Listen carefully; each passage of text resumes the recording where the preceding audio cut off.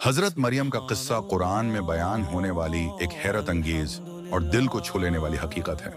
वो पाकीज़गी, आजिज़ी और तक़वी की रोशन मिसाल थी। उनका जन्म नेक और बाईमान शख्स उमरान के घर हुआ और वालदा ने नज़र की कि वो हजरत मरियम को बैतुल मुक़द्दस की खिदमत के लिए वक्फ कर देंगी, जिसकी वजह से वो वहाँ परवान चढ़ें और अल्लाह की इबादत में मशगूल रहीं। एक दिन फरिश्ते उनके पास आए और खुशखबरी सुनाई कि वो अल्लाह की मुंतखब करदा औरत हैं और उनके जरिए दुनिया में एक अजीम नबी आएगा। हजरत मरियम ने एक कनवारी होने के बावजूद अल्लाह की मर्जी के मुताबिक हजरत ईसी को जन्म दिया, जिसमें अल्लाह की माजिज़ाना मदद शामिल थी।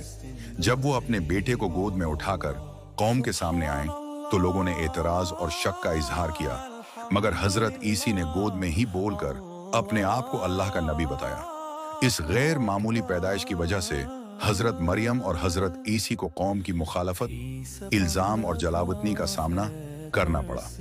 हजरत मरियम की जिंदगी हमें यह सबक देती है कि अल्लाह की रिजा के लिए सब्र, आजिज़ी और ईमान की राह अपनाना सबसे बड़ी ताकत है। यह किस्सा हमें यकीन दिलाता है कि अल्लाह हर मुश्किल में अपने बंदों के साथ है और हर मौजज़ा इसकी मर्जी के मुताबिक होता है।